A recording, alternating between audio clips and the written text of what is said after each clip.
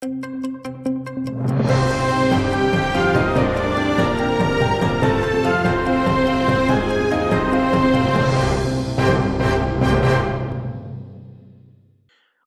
Юхары Шура 12-414 санлы қабғалы қанун лейхасыны қабыл етті. Ол Украинаның қабыржылыққа қаршы милли бюросы ве қабыржылыққа қаршы ихтисаслаштырылған прокуратураның мұстақиллігіні семерелі сынырлай. Енді баш прокурор олардан ішлеріні алып, башқа органларға бермеге яда бүтінлей қапатмаға мүмкін олажақ. Атта юксек ресми адамларға айтылғанда. Авропа комиссиясы енді рассызлықны білдірді.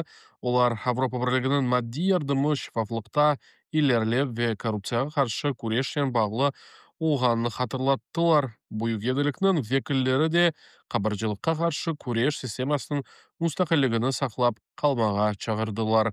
Украинаның Авропа интеграциясы түлеке астында ола біле. 21 июль гечесі Москвада белі болмаған адамлар Петров инжиниринг шirkетінің директоры Владимир Петровға айтылған Mercedes-Benz ML350 арабаны яқтылар. Бұл шirket Русия ордысы үшін дронлар, генераторлар ве башқа электрик системаларына шығара. Русия полициясы бұның себеплері ақында да фікір білдірілмеді, ама бұл вақиға диверсия оларақ бақыла. Русия аба лиманлары шынды yolcularının yuqlағаны ile барышты. Москваның Шереметьево аба лиманында ресми суретте миндерлер дарқатыла башлады. Бұл дронларының үжімлері себебінден рейслерінің күтлеви лағу етілмесі ве кечіктірілмесінің нәтижесі олды. Шатларының айтқанларына көре бірінші невбетте балалы қорантыларға беріле. Инсанлар терминалларда 10-20 saat qalan, uçup çıkmak imkanı yok. Dronlar, avia şirketleri, ifliceteler bu ise memleketke büyük iktisadi zarar getire. Bu da bir tazdıq.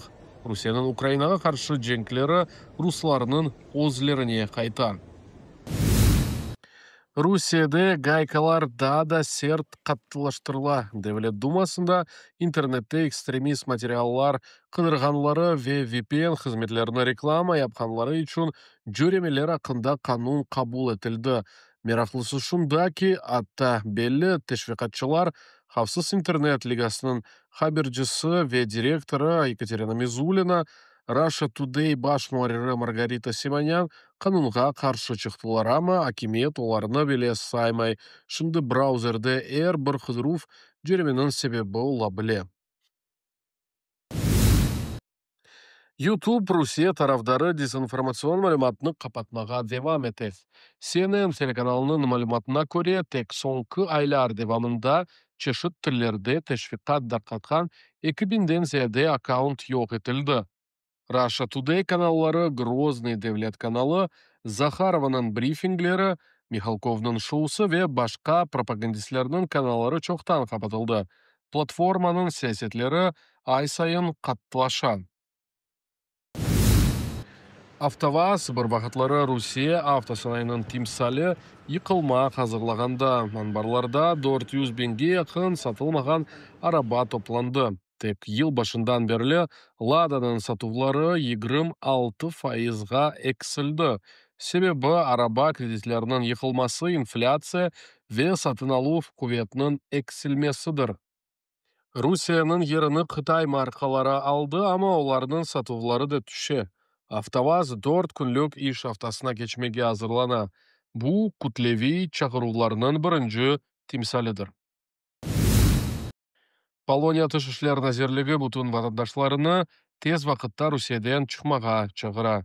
О инқираз вақытында эвакуация yapmak мүмкін олмағаныны ве консуллық ярдымы олмағаныны хабердар еті.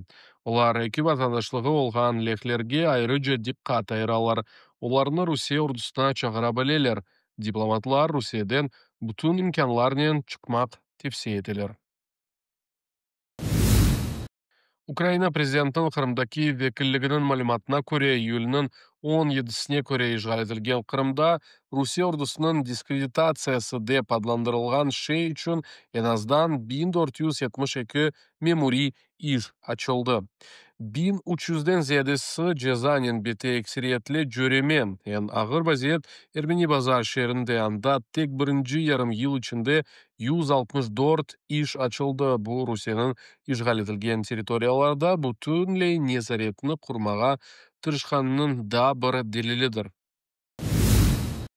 İşgal edilgen yarımadada Rusya fermerleri gelecekte Dnepr'den su yetkizuvunu beklep meliorasiya planını hazırlayın. Kırım Koy Hocalığı Milli Araştırma Institutu'nun direktörü teşvikat matbuatına kommentaride böyle dedi.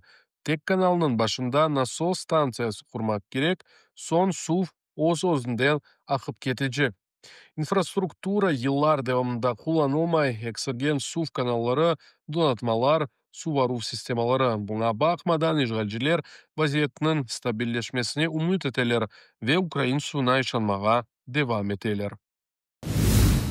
Milli Meclisi birinci reis muavini sabah siyasi mabusu ve şimdiki Ukrayna'nın Türkiye'deki elçisi Nariman Celal, Walk Ukraine Leaders 2025 nüfuzlu cedveline kirsetildi. Neşir Ukrayna'nın geleceğine şeklendirilgen yol başçılarını hürmet eden. Celal'la beraber cedvelde baş nazir Yulia Sviridenko, ressam Janna Kadyrova, falcı Tata Kepler ve diğer cemaat erbapları var.